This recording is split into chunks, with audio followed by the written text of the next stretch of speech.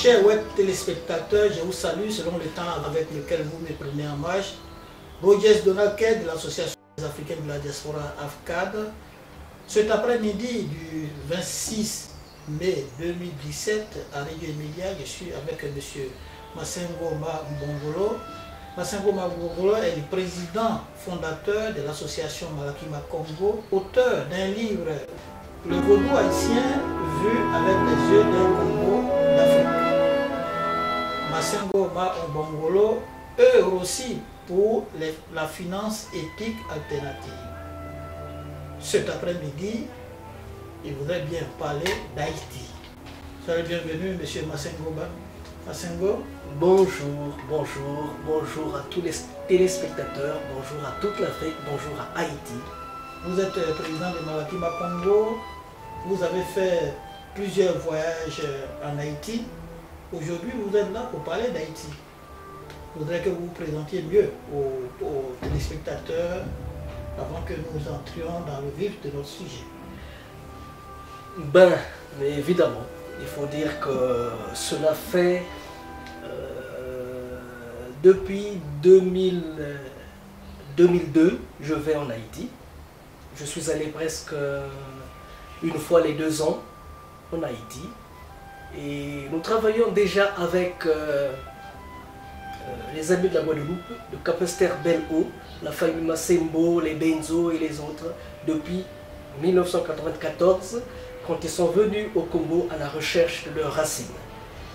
Ils sont venus participer au festival Malakima Congo.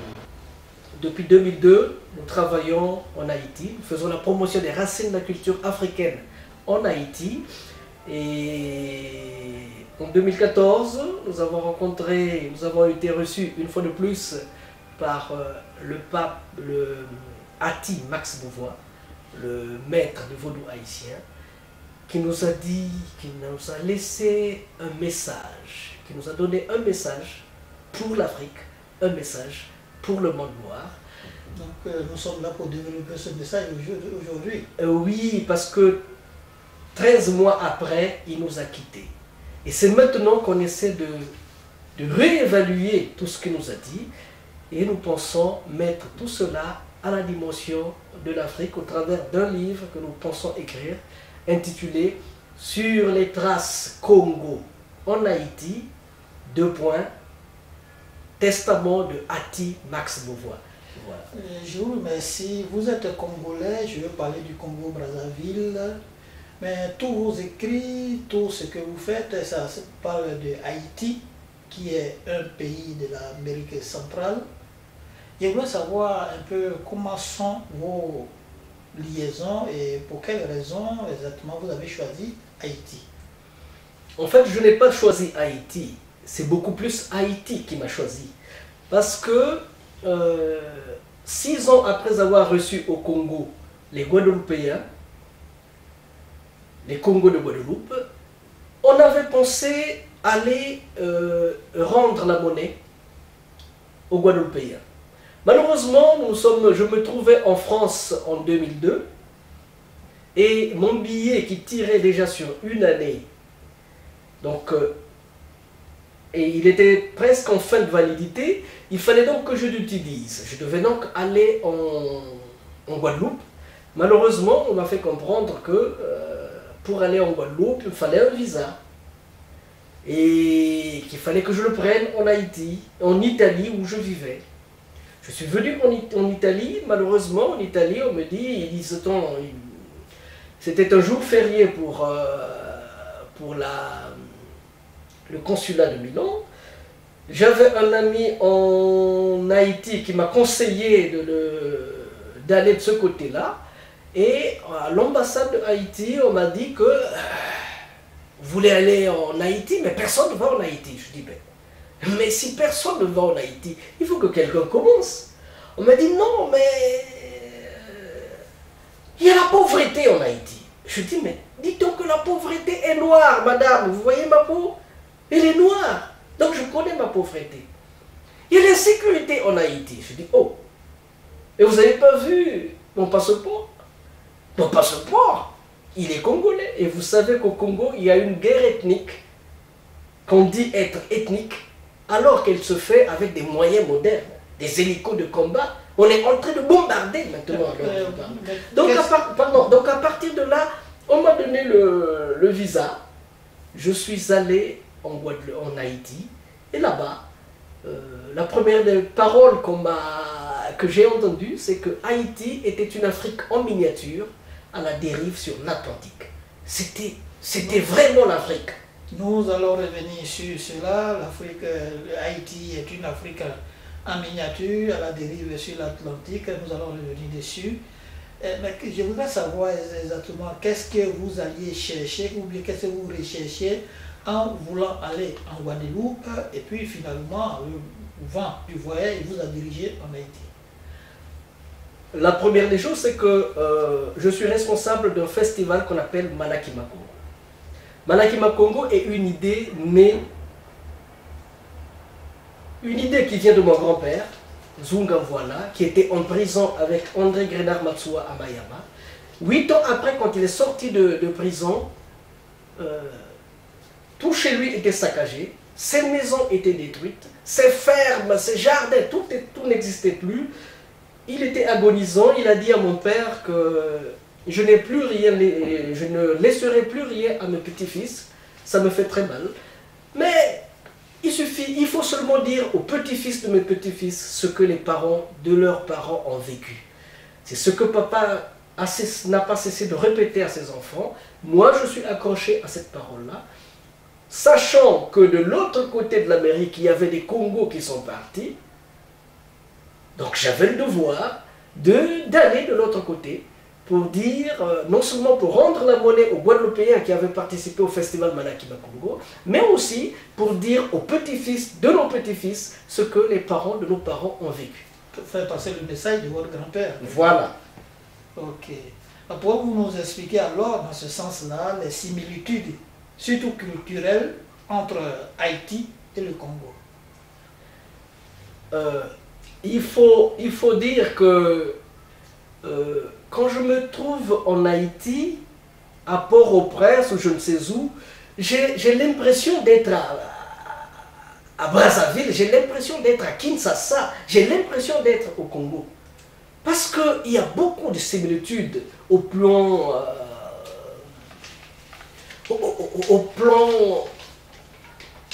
humain. C'est presque le même peuple. Et il faut dire qu'en 2002, le directeur du musée de l'art haïtien, le professeur Philippe Le Rebourg, m'avait dit dans son bureau que, suivant les archives, la population haïtienne est peuplée de 75% des gens originaires des terres Congo. Quand je dis terres Congo, il faut aller depuis le Gabon jusqu'au Kenya et l'Afrique du Sud. C'est toute cette partie-là. C'est ça qu'on appelle les terres Congo. Bon. Et dernièrement, en 2014, le roi, je peux dire, le maître de Haïti, le maître du vaudou haïtien, Max Beauvoir, il m'a dit que ce que M. Le Rebourg vous avait dit, il faut le voir à la hausse, parce que lui, il n'est pas du vaudou. Moi qui suis M. Beauvoir, qui est du monde du vaudou, il dit c'est plus que ça. Alors ça m'a beaucoup interpellé. Vous trouverez, et il a dit, il est allé plus loin, il a dit que même les techniques de combat, les modèles haïtiens sont des modèles Congo. Il allait plus loin dans les échanges que nous avons eus. Qu'est-ce que vous voulez?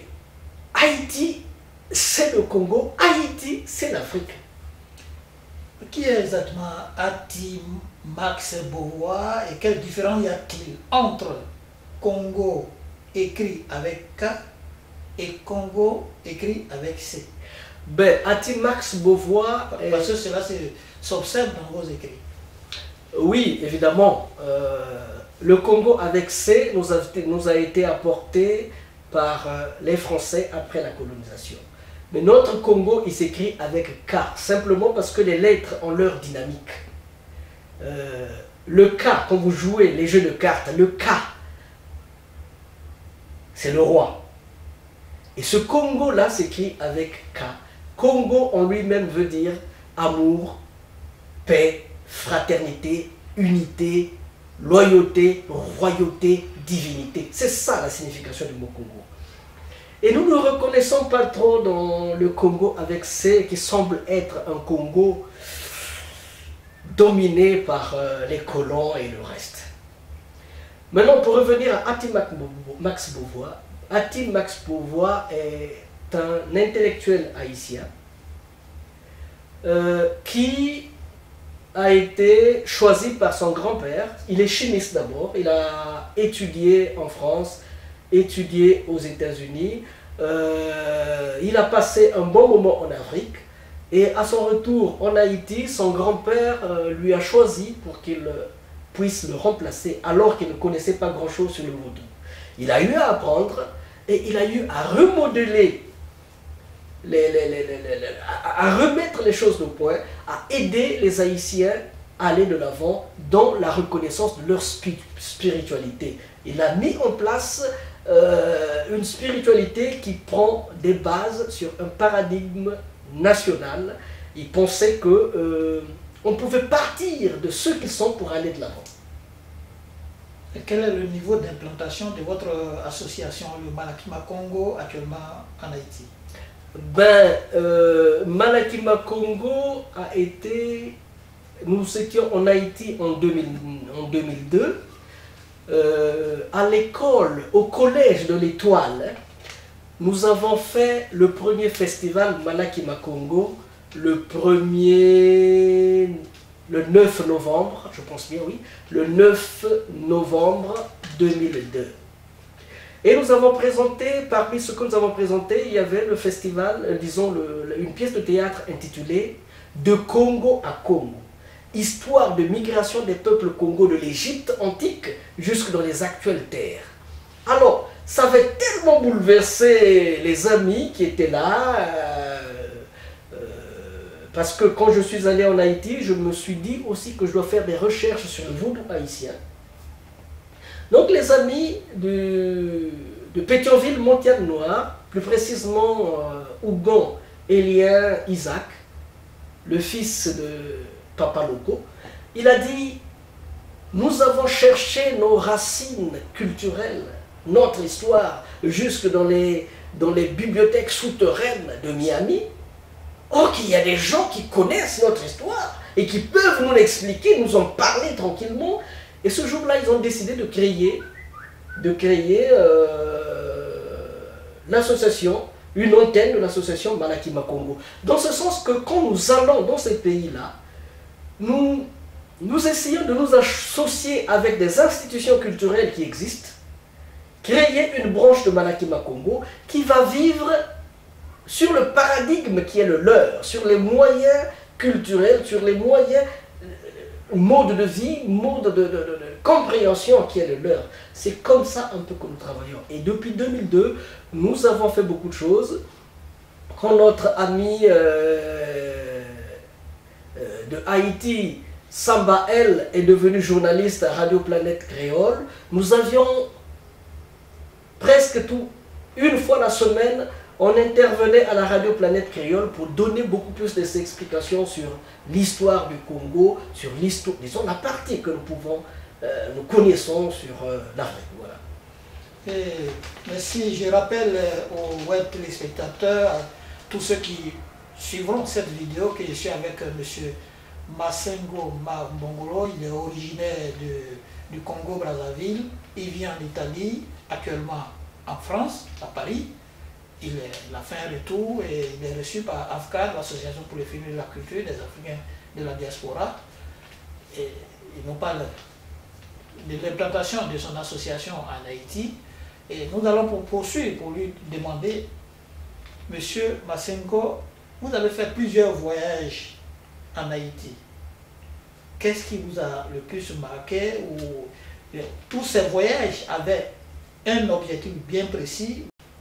Bon, il faut dire que dans mes voyages en Haïti, la première chose, c'est que Haïti m'a aidé à me comprendre moi-même, à connaître qui je suis, à connaître qui sont les Congos et à savoir qu'est-ce que les Congos ont fait dans l'histoire. Haïti m'a aidé à comprendre que la majorité des mouvements de révolution, de libération qui se sont faits dans les Amériques ont eu pour groupe chef de file des Congos.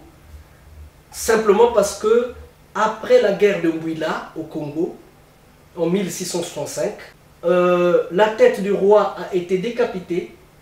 Il est enterré à la cathédrale Sainte Notre-Dame de Nazareth à Luanda. Et à partir de là, il y a eu des mouvements de résistance. Donc, quand l'esclavage était fini, les gens véreux ont continué à aller prendre des gens en Afrique. C'est pourquoi on va se rendre compte qu'entre 1750 jusqu'à la fin de l'esclavage, quand on avait déjà déclaré, quand il y avait déjà l'extinction de cette logique de l'esclavage, mais les gens ont continué, surtout les Français, ont continué à aller prendre des gens. Ils ont créé des razzias qu'ils allaient prendre des gens. À l'île Marie-Galante, en Guadeloupe par exemple, sont arrivés près de 6000 Congos en 1750 et autres. Et vous voyez qu'au Brésil, il y avait 50 000 qui sont arrivés, et ainsi de suite. Donc, mes voyages m'ont permis de comprendre pourquoi est-ce qu'il y a eu beaucoup des groupes Congo. Vous allez les trouver au Brésil comme Nzambi, Zumba. Vous allez trouver... vous les retrouverez un peu partout, les Macandal et tous ces hommes-là. Donc, ça c'est sur le plan historique. Vous allez aussi vous rendre compte, dans les voyages que j'ai eu à faire, je me suis rendu compte que quand il y a eu des tourbillons, quand il y a eu les cyclones qui ont balayé Haïti, je suis allé donc en 2009, je me suis rendu compte que dans ces cyclones-là, les gens m'ont dit, il y a eu l'aide humanitaire, mais l'aide était bloquée à Port-au-Prince, ce n'est pas arrivé à Makongo. Nous avons un village avec lequel nous collaborons en Haïti, c'est à Bellefontaine, dans la région de Bellefontaine, à Makongo, dans ces villages de montagne, parce qu'il faut près de 8 heures pour y arriver. Donc pas difficulté de transport. Pas difficulté, parce que vous avez 2 heures par route, mais après 6 heures, vous le ferez à pied. Vous allez dans les montagnes, impossible, là où les marrons se sont réfugiés. Donc, je me suis rendu compte que dans ces zones-là, l'aide humanitaire n'était pas arrivée. Maintenant, quand il y a eu tremblement de terre, je suis allé sur le terrain, j'ai regardé qu'il y avait toutes les associations des continents, les Brésiliens étaient là, l'Europe était là, mais il n'y avait pas l'Afrique.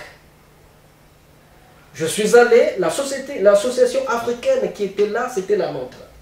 Malakima Congo, je suis allé, on a mené des médicaments, on est parti avec un médecin italien et tout ça, on est allé dans les montagnes, mais on n'a pas vu l'Afrique sur le terrain.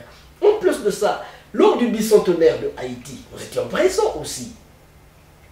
Et lors du bicentenaire de Haïti, il y avait le président Thabo Mbeki qui était là avec un bateau de guerre où il y avait des hélicoptères, où il y avait des chars de guerre.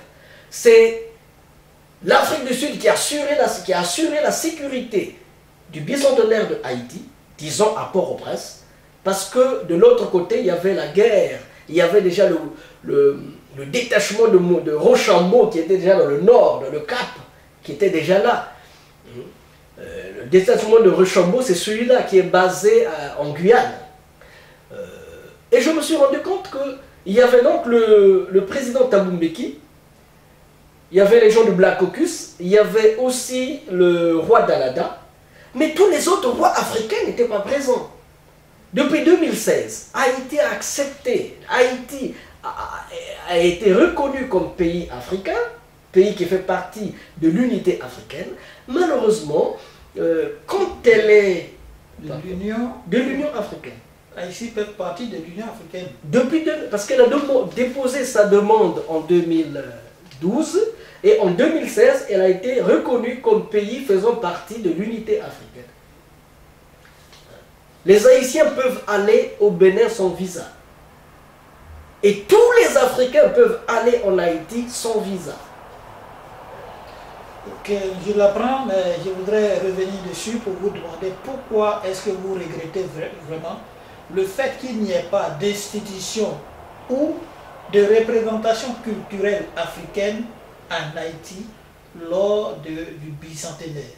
Pourquoi vous le regrettez? Est-ce que les pays africains ont une obligation morale d'être en Haïti, ou bien y a-t-il des relations entre eux qui les obligent et qui les contraignent à être présents à leurs festivités, ou bien encore à certains événements qui regardent l'Haïti? Il faut dire que Haïti est un pays particulier. Particulier parce que ce sont les énergies africaines qui se sont retrouvées en Haïti et qui se sont exprimées, qui ont exprimé leur liberté, le besoin d'être libre. Quand je suis en Haïti, on me pose souvent la question de savoir, vous êtes africain? Parce que quand je vais là-bas, je ne reste pas dans les hôtels. Quand je vais là-bas, je vais dans les montagnes, dans les bas-fonds, là où les gens ne veulent pas aller. Et on me dit souvent, par exemple à Peigné en 2003, à Peigné, j'étais dans un taxi, un jeune homme m'a demandé, vous êtes africain? Il avait 18 ans. Vous êtes africain? J'ai dit oui. Alors que veut dire Mata Matawa? J'ai dit Mata Matawa, je ne sais pas. Le petit, il s'est fâché. Vous êtes africain, vous ne connaissez pas ce que ça veut dire, Mata Matawa? J'ai dit mais jeune homme, mais l'Afrique est grande. L'Afrique, c'est pas comme Haïti. Au Congo seulement, nous avons près de 300 dialectes. En Afrique, il y a près de 3000, 7000 dialectes.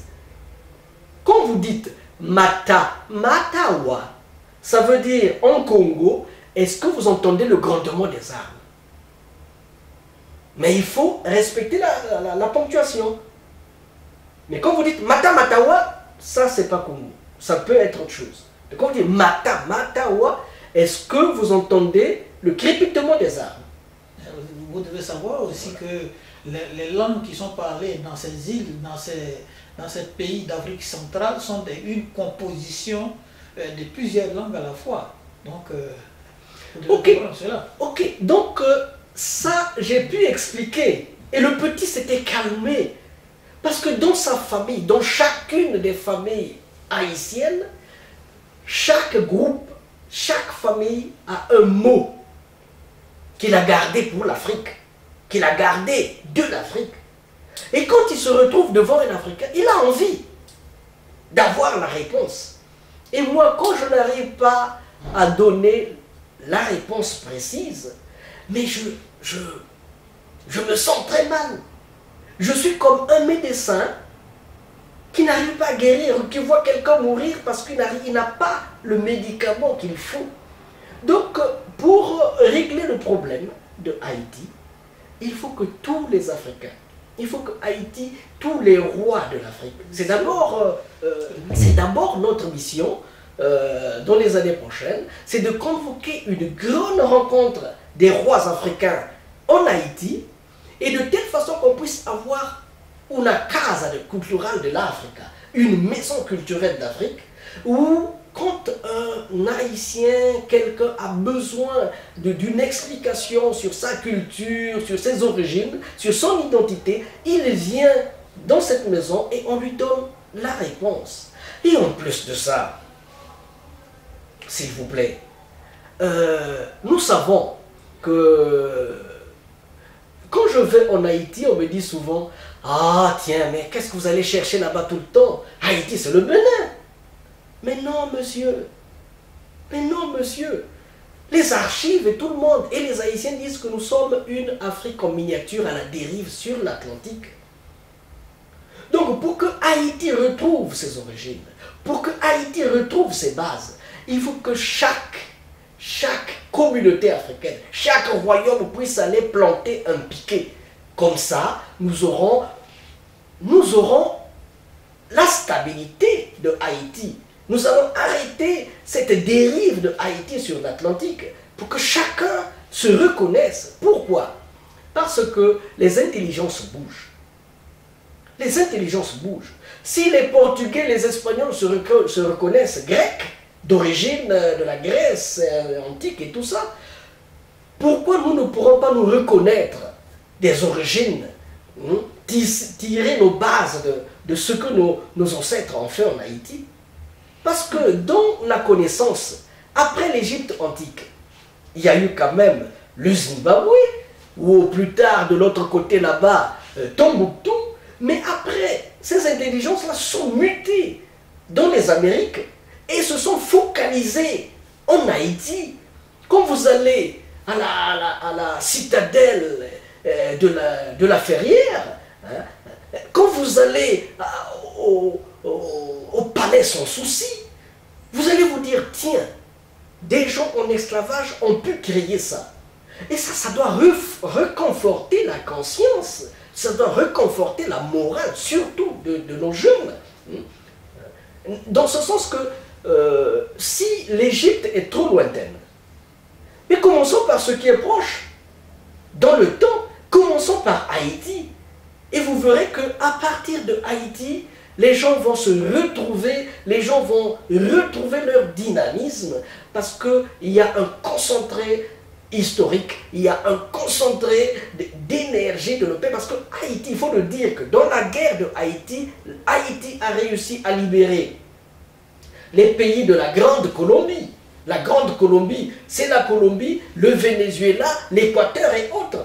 Ça, c'est l'aide qui est venue de Haïti. Haïti a réussi à libérer les États-Unis.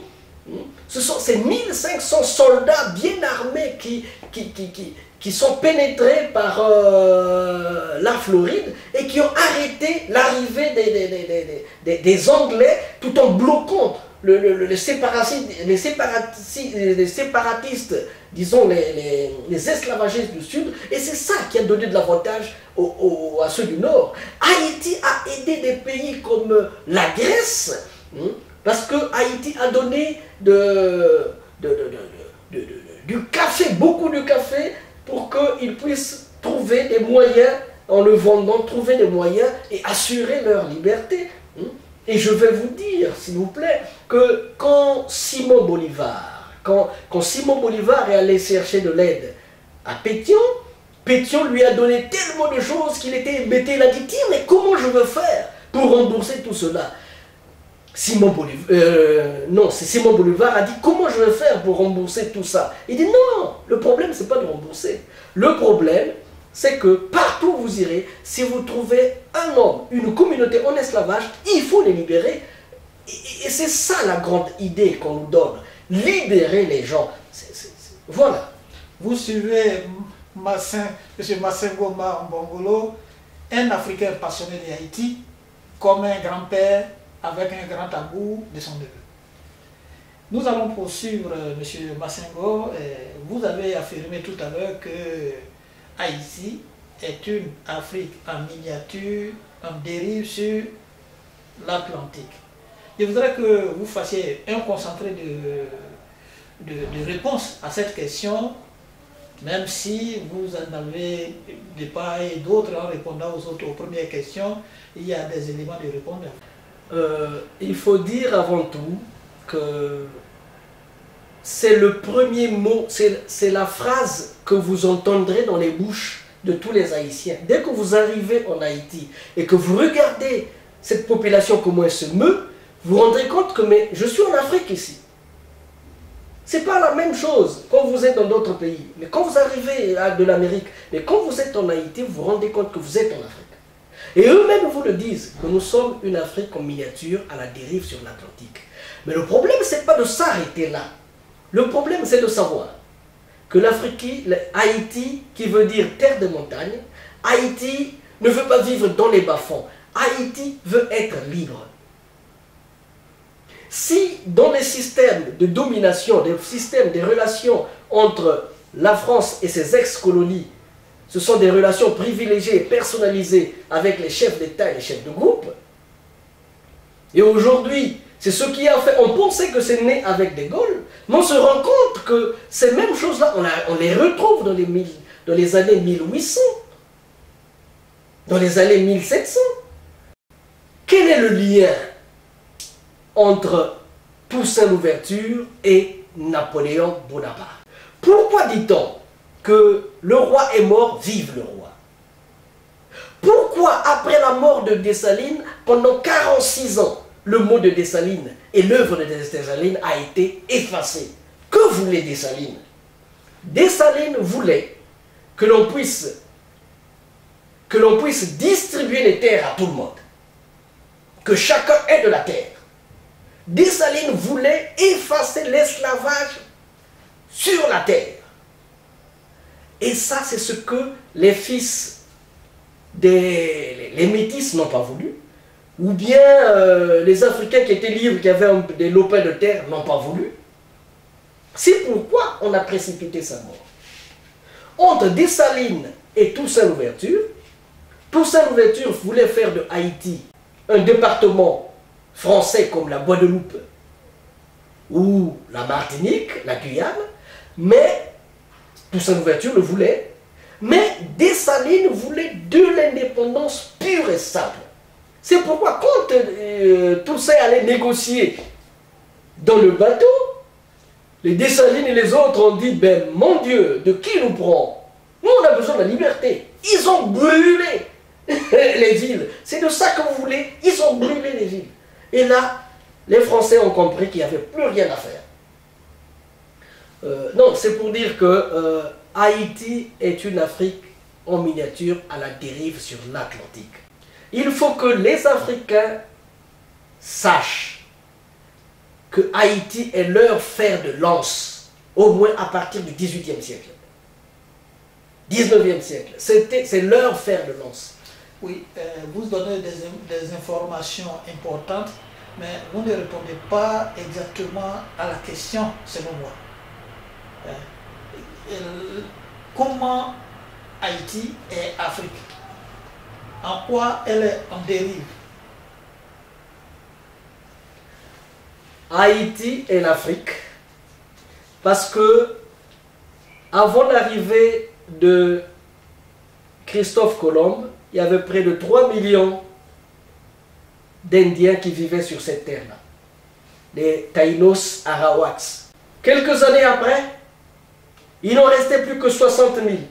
Et aujourd'hui, quand vous allez en Haïti, c'est difficile de retrouver les Taïnos Arawaks. Et dans la structure, dans la composition de Haïti, ils ont accepté ce don que leur a donné les Indiens, les Taïnos Arawaks. Ils se sont appropriés. C'est pourquoi quand ils prennent l'indépendance en 1804, Toussaint, le père de l'indépendance, Dessalines, rebaptise le nom de Haïti qui veut dire terre haute. Les Haïtiens, ils ont épousé la logique des Taïnos. Ils ont épousé la conscience de Taïnos. Dans leur spiritualité, vous trouverez la dimension indienne là-dedans. C'est comme si les Indiens leur avaient dit, nous on s'en va, mais gardez ce pays-là. Ça c'est le 1. Quand vous voyez Haïti, il faut savoir que Haïti a battu la première armée du monde, la plus grande armée du monde. Les esclaves de Haïti ont battu la plus grande armée du monde. Quand vous voyez la population, elle est noire à 100%. Quand vous voyez leur spiritualité, quand vous voyez leur identité, quand vous voyez leurs manifestations, ce sont des manifestations africaines. Et ils réclament leur africanité. En plus de ça, quand le Congo a des problèmes, quand Lumumba prend son indépendance et qu'on se met à chasser les Belges et qui s'en vont en masse, mais c'est Haïti qui envoie ses intellectuels, ses médecins, ses enseignants pour venir enseigner au Congo. Moi j'ai été enseigné par des professeurs haïtiens.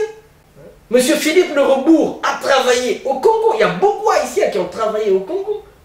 Et quand ils organisent le bicentenaire de Haïti, Mandela s'est rendu compte qu'en 1904, il a été interdit à Haïti de festoyer son indépendance. le centenaire de son indépendance. Et lors du bicentenaire, Mandela n'a pas hésité. Il a mouvementé les gens de Black Caucus et ailleurs et dit on a besoin de l'indépendance de Haïti. On a besoin de festoyer, de fêter les festivités de l'indépendance de Haïti. Ils ont envoyé tout un bateau de guerre, je dis bien tout un bâtiment de guerre. Oui, il y avait des hélicos, oui, il y avait des hélicos et le reste. Avant de retourner au bicentenaire, qui est vraiment très important, je voudrais que vous procédiez à expliquer pourquoi l'Haïti aussi est en dérive sur l'Atlantique. Pourquoi elle est en dérive? Mais simplement, elle est à la dérive sur l'Atlantique.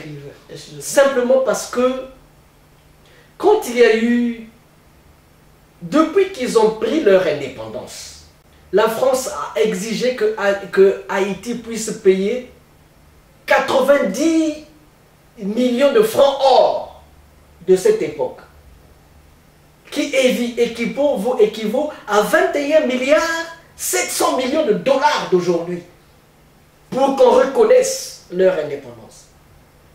Haïti a payé pendant 25 ans, ils ont payé tout cela. Pour recouvrir leur indépendance. Oui, voilà. Et il faut savoir aussi que pendant tout ce temps, on ne fait qu'envoyer, il y a des invasions des Américains, invasions de ceci, on ne fait que leur mettre des bâtons dans les roues pour que Haïti n'avance pas. Il faut savoir aussi que quand il y a eu tremblement de terre, quand il y a eu le tsunami en Indonésie, le deuxième jour, les aides humanitaires sont arrivées de partout. Mais quand il y a eu tremblement de terre en Haïti, je suis arrivé 2 mois après, c'était le 12 janvier 2010. Moi, je suis arrivé le 10 mars 2010. J'étais avec un médecin, j'ai amené beaucoup de médicaments. Mais je ne pouvais pas donner des antibiotiques à quelqu'un sans qu'il ait mangé. J'ai cherché dans la ville où trouver du riz. C'était difficile. On n'a pas vu des pompiers arriver. Ce sont des militaires qu'on a envoyés. C'est du jamais vu. Haïti a besoin... Ainsi que lorsqu'il y a la calamité, ce sont les militaires qu'on envoie toujours pour exécuter les travaux. Parce qu'il peut y avoir des travaux dangereux de plusieurs natures. Je reprends. Quand il y a eu calamité en Indonésie avec un tsunami, le deuxième jour, les pompiers sont arrivés, les aides humanitaires sont arrivées, tout est arrivé. Mais 2 mois après le tremblement de terre en Haïti, je n'ai pas trouvé l'aide humanitaire sur le terrain. Le riz pourrissait au port. L'haricot pourrissait au port. Je n'ai pas trouvé ça sur le terrain, s'il vous plaît. Oui, mais c'est venu, donc ça pourrissait au port pour des problèmes de circulation, de voirie, d'accès à des localités qui sont éloignées, c'est pas ça? Ça pourrissait au port parce que le système qui gouvernait, le système qui gérait Haïti, voulait qu'il y ait beaucoup plus de morts. Parce que les gens sont restés, même 2 semaines après, on a soutiré des enfants sous les décombres. Ça veut dire que si on avait vite, si les pompiers étaient arrivés le plus tôt, on pouvait sauver beaucoup plus de gens. Quand tu es malade, quand tu tu étais dans des décombres, et quand tu ne manges pas bien, tu vas mourir. Il y a eu 350 000 morts. Il y a eu des aides qui ont été envoyées de partout dans le monde. Mais sur le terrain, les aides ne sont pas arrivées. J'étais là, je n'ai pas vu les aides. S'il vous plaît. Okay. Le cas d'Haïti, c'est un cas exceptionnel. Simplement parce que Haïti a voulu libérer le monde. Haïti a battu le concentré des armées du monde qui ont voulu maintenir, qui veulent maintenir les gens de l'esclavage. C'est comme ils se sont retrouvés pour aller détruire la Libye de Kadhafi. C'est la même chose qu'ils ont fait en Haïti. Malheureusement, ils n'ont pas réussi là. Et à partir de là, on leur a mis des bâtons dans les roues jusqu'à ce jour. Et je vous dis une chose, les gens se sont dit, mais quels sont ces esclaves qui, dès qu'ils mettent la main sur des casernes, ils prennent des armes et ils les manipulent comme des bouts de pain. On leur a dit, ah, ces hommes-là, ce sont les Congos. Simplement parce que dans le royaume Congo, je vous avais dit que déjà, il y avait des écoles, il y avait des armées, il y avait des trucs qui étaient assez développés. En 1518, le fils du roi Alfonso Ier Nzingavemba, il enseignait déjà le latin à Lisbonne. À partir de ce moment, il y avait les grandes armées. Donc, quand vous arrivez à tuer le roi en 1665, le 29 octobre, et que l'armée est en débandade, au lieu de les laisser dans leur forêt où ils sont cachés, vous envoyez des gens pour aller mettre la main dessus, et que ces armées-là se retrouvent dans des champs de canne à sucre ou bien de cap haïtien, ce sont des chefs militaires, ils se retrouvent, et s'ils arrivent à mettre la main sur une caserne, mais leurs instincts militaires, leurs techniques militaires reviennent. Ils vous font les Makanda, on fait les Makanda c'est les Mavungu, les Makanda, ils ont fait, ils ont coupé les têtes et brûlé les maisons. Dans ce sens que Haïti, c'est l'Afrique. Haïti, c'est l'Afrique. Il faut que les Africains le connaissent et le comprennent.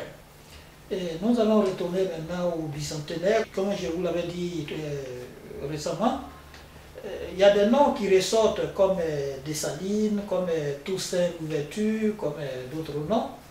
Je veux que vous expliquiez comment Haïti a pu accéder à l'indépendance il y a 200 ans. Mais c'était d'abord le 14 août. C'était d'abord, oui, le 14 août. Ils se sont retrouvés à Bois-Caïman, dans le Cap, dans le nord. Là-bas, il y avait un Africain libre, disons, un Jamaïcain libre qui s'appelait Boukman. Bouk, c'est les livres, donc quelqu'un qui connaissait les livres. Donc lui, il était aussi venu en Haïti et il avait commencé à haranguer les gens. Mais déjà, le système était prêt parce que les gens qui sont venus, quand il y a eu la fin de l'esclavage, et que les gens ne voulaient plus travailler dans les champs, et que les Français sont allés ramasser des gens à gauche et à droite, ils sont partis faire des razzias en Afrique pour les amener, ce sont les Congos qui sont arrivés, c'était des groupes d'intellectuels, c'était des groupes militaires qu'ils avaient mis en esclavage. Les Makandans ont continué à haranguer, à s'organiser.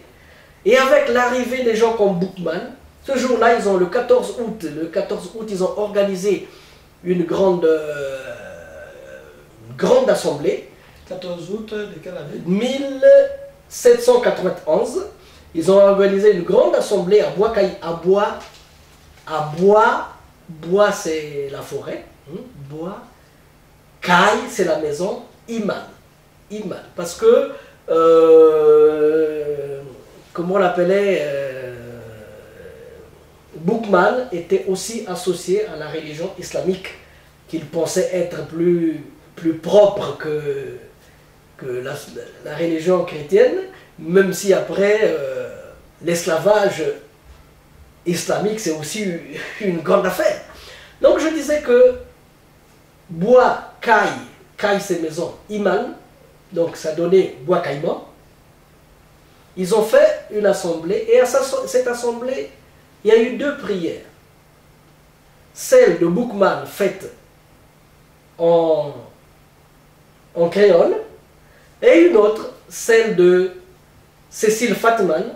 Cécile Fatman avait parlé en Congo, c'était une Congo, elle avait dit Mbuta, Bambuta, Ndoki Kwaze, Mbumba, Mbumba c'est Dieu, Mbumba, Naba Foi, Naba Moyo, Bala, Bakula, Zengozola. Elle voulait dire que c'est des sorciers. Ces blancs-là, c'est des sorciers. On va les exécuter des grands jusqu'aux enfants à la mamelle. Parce que tant qu'ils vont rester ici, nous ne laisserons pas la vie sauve. Donc c'est cette... après, ils ont tué... Elle a tué le cochon, où tout le monde a fait un serment. Ils ont goûté le sang du cochon en faisant le serment. Donc ils ont décidé que dans une semaine, on devait attaquer. Donc chacun s'est préparé en conséquence. Attaquer le blanc. Oui! Ils se sont préparés en conséquence. Et ce jour-là, tout a brûlé. Les plantations ont brûlé. Qui les brûlait?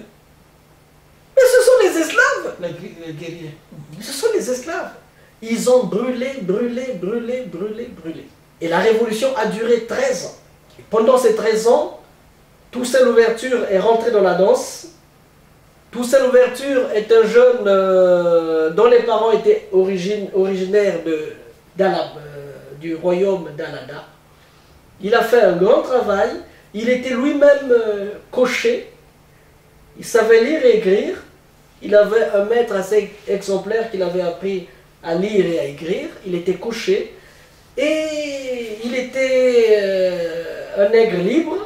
Donc, il arrivait à négocier soit avec les Noirs, soit avec les Blancs. Il a fait son travail. Quand ça n'allait pas avec les Français, il était de l'autre côté, chez les Espagnols, ainsi de suite. Et à la fin, en fait, il n'y avait pas seulement que lui, il avait tous les groupes indépendantistes, les grands foyers des Congo qui brûlaient, qui manifestaient, ainsi de suite. Jusqu'à la guerre, jusqu'à la journée du 18 novembre 1883, du 28 novembre 1883, avec la guerre de la Vertière. La guerre de la Vertière, il y avait sans souci un Congo sans souci qui avait pris en otage l'armée de Rochambeau. L'armée de Rochambeau, ce jour-là, il y avait près de 400 soldats qui étaient du côté français qui étaient morts, dont les grands généraux qui ont fait la guerre de l'Égypte, qui ont même leur nom ici en France, là, bon. Donc c'est pour dire que, après la guerre du 28 novembre, quand ils ont battu à plate couture l'armée de Napoléon Bonaparte, Dessalines a dit, vous avez une semaine ou quelques jours, hein, vous avez quelques jours pour plier bagages et repartir. C'est ce qui a été fait. Qui devrait partir? Les Français. Les Français. L'armée des Français. Donc, ils étaient battus à plate couture. Il y avait même quelqu'un, Capalamor. Capalamor, c'était un général, lui aussi. Donc, il allait au front. Une balle a traversé le casque, mais il continue à partir. On a fauché son cheval. Il disait aux autres, on ne s'arrête pas, on doit continuer. C'est ce qui a été fait. À la fin, le général français, il a dit, bon, on va s'arrêter, mais en guise de reconnaissance de ce général haïtien, il dit, prenez votre cheval a été tué, mais prenez, il leur a offert un autre cheval, ainsi de suite. Non, c'était pour dire que, après la guerre de la Vertière, dont on ne parle pas dans les annales de l'histoire de France, après la guerre de la Vertière, le 1er janvier 1804, Dessalines a proclamé l'indépendance de Haïti. Disons qu'à partir d'aujourd'hui, on va lutter pour enlever sur la terre tout instinct d'esclavage, d'effacer l'idée seulement d'esclavage sur la terre. Voilà un peu l'idée centrale de... L'indépendance, c'était le 1er janvier 1804. Je vous remercie, M. Massengo Ngongolo. Comme je le disais au début, M. Massengo est africain du Congo-Brazzaville. Il a eu une passion folle à travers ce que vous-même vous venez de le constater, ses explications, comment il connaît l'histoire d'Haïti, Je voudrais lui demander de me faire une confidence. Monsieur Massengo, pour me faire cette confidence, avez-vous un professeur haïtien ou bien c'est ce que vous venez de raconter font partie de vos recherches personnelles? Ben, il faut dire que tout est parti de mon grand-père qui avait dit qu'on devait dire aux petits-fils de nos petits-fils ce que les parents de nos parents ont vécu. J'ai continué en Haïti et là-bas, dans tout ce que je vois, les arbres me parlent, les hommes me parlent, les montagnes me parlent, et c'est tout cela qui font mon enseignement, qui sont le concentré de mon enseignement. Et j'essaie un peu de le mettre en contact avec l'histoire du Congo. Et ça me permet, parce que si vous ne connaissez pas l'histoire du Congo, ça serait difficile d'expliquer beaucoup de choses liées à l'histoire de Haïti. Et même depuis que les Africains, depuis que les Congos ont mené les guerres de Haïti, vous allez vous rendre compte que en terre Congo, au Congo, tout le monde peut prendre le pouvoir, sauf les Congos.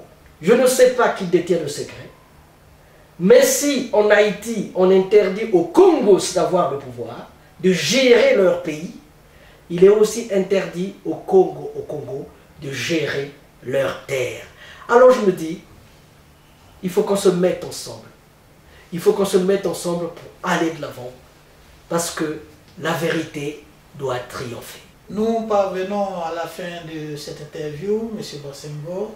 Si vous avez un dernier message à l'endroit du peuple haïtien que vous aimez tant, et des Africains en général, et de tout ce que vous aimez. Ben, le message, ce n'est pas le mien, le message c'est celui de Ati Max Beauvoir. J'ai oublié de dire que Ati, qui veut dire le grand baobab, qui donne de l'ombre à tous les autres. Ati, c'est le grand arbre. En langue wébé, au Bénin. Mais au Congo, on dit Mouti, Wunti, pour dire le grand arbre. Donc, Ati Max Beauvoir a voulu dire que Afrique, prêtons main forte à Haïti. Essayons de nous associer avec le royaume d'Alada et tous les autres pour qu'on apporte à Haïti ce qui lui fait défaut. Parce que c'était le souci d'indépendance qui était celui de Dessalines et des autres. Mais cette indépendance ne sera pleine qu'avec l'aide de toute l'Afrique, pour que Haïti cesse d'être une Afrique en miniature à la dérive sur l'Atlantique. Il faut qu'on le sache, que Haïti, c'est notre fer de lance, c'est le fer de lance de l'Afrique. C'est en nous mettant ensemble qu'on pourra aller de l'avant. Haïti a besoin de nous, comme nous avons besoin de Haïti. Et c'est ensemble. Il ne faut pas qu'on laisse Alada tout seul. Il ne faut pas que Alada continue à aller tout seul. C'est tous les royaumes africains qui doivent se mettre ensemble pour essayer de donner à Haïti les bases élémentaires de sa culture. Ce qui est vrai pour Haïti l'est aussi pour toutes les populations, toutes les communautés africaines qui sont installées d'une manière ou de l'autre dans les Amériques. S'il vous plaît, nous attendons pour les années qui suivent la mise en place de cette Casa de l'Africa en Haïti, où tous les royaumes africains vont se retrouver pour donner de l'eau au moulin de la culture haïtienne. Je vous remercie. Merci, M. Massengo Bongolo, président fondateur de Malakima Congo. Alors, à travers ce message, vous retenez très bien que M. Massengo lance un appel aux Africains afin que soit construite une maison de culture de référence en Haïti où les Haïtiens issus originairement de l'Afrique, surtout en grand pourcentage du Congo et puis du Bénin, etc., viendront s'abreuver culturellement. Je vous remercie, c'était Roger Donald de l'Association pour le film et la culture des Africains de la diaspora. Merci de votre attention.